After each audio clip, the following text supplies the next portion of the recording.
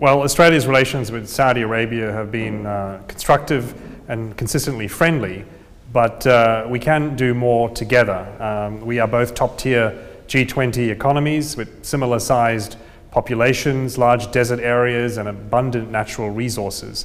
We share strong trade and economic links, strategic cooperation, and people-to-people links, and I think that there's room to grow.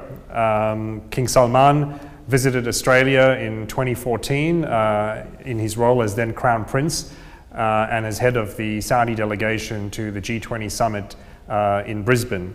And since then, it was a successful summit, and since then the relations have continued to develop, and now we're working very closely with Saudi Arabia as the G20 host for 2020. Well, the G20 has facilitated cooperation in a variety of fields. In a time of unprecedented global challenges, it's more important than ever for leaders to have open lines of communication. And within the G20 context, both countries have worked very closely on a variety of issues. I mean, for example, Australia has focused on future prosperity and also in terms of the COVID pandemic, finding ways that Australia and Saudi Arabia can work together in the G20 to work on issues such as vaccine development and equitable access to a vaccine, but also creating the conditions for future prosperity in the world economy has been very important. And the G20 obviously plays a key role in promoting the importance of the multilateral trading system. And so I think that the G20 has provided the context for Saudi Arabia and Australia to continue to enhance their cooperation in a variety of sectors. One of the other issues that we've worked on closely is also within the G20 context is women's economic empowerment, and women's participation is obviously vital to an inclusive and sustainable economic growth recovery.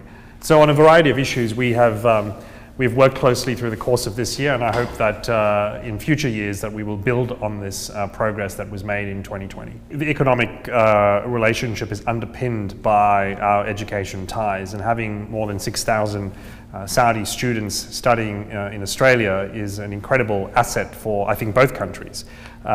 We value the contribution that Saudi students have made to the multicultural fabric of our society, but those Saudi students are also coming back to Saudi Arabia from Australia with fantastic degrees and are contributing to the development of Saudi Arabia in a variety of fields.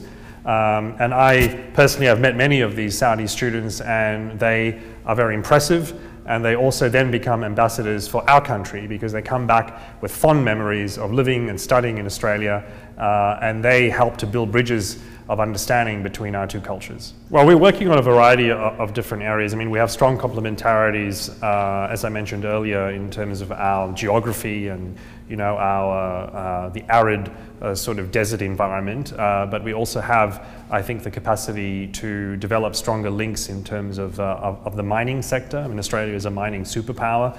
We have the history and the expertise, I think, where Australian businesses could provide some guidance to the Saudi authorities in terms of developing their mining sector and diversifying away from the energy sector in terms of areas such as tourism and agriculture, I think provide an important platform for future cooperation. And we look forward to seeing Saudi Arabia's Vision 2030 program being realized, and I think that there are plenty of opportunities where Australian companies and Australian experts can work closely with Saudi Arabia to develop the Vision 2030 program. I know that we have excellence in a variety of fields that have synergy with what Saudi Arabia is trying to achieve going forward towards 2030.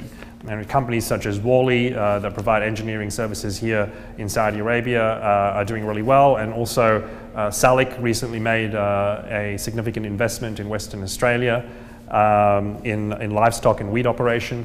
So I think, look, there are plenty of avenues going forward where the two countries can cooperate and where our two economies can complement one another. Well, I think first of all I'd like to commend the Saudi leadership and the frontline healthcare workers, particularly here in Saudi Arabia, who have worked so hard to keep people safe during this global pandemic. And we're facing unprecedented challenges, of course, to our health and societies and our economies.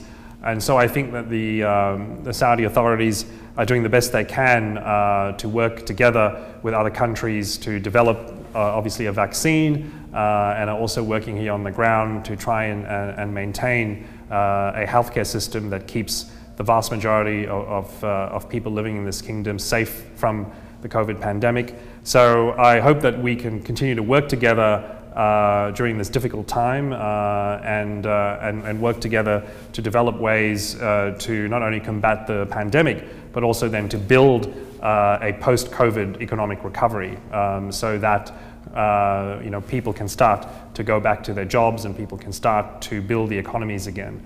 So the health and economic welfare of people both in Australia and Saudi Arabia remains obviously very important, and I hope, inshallah, that the cooperation between our two countries in the COVID present, but also in the post-COVID era, continues to grow.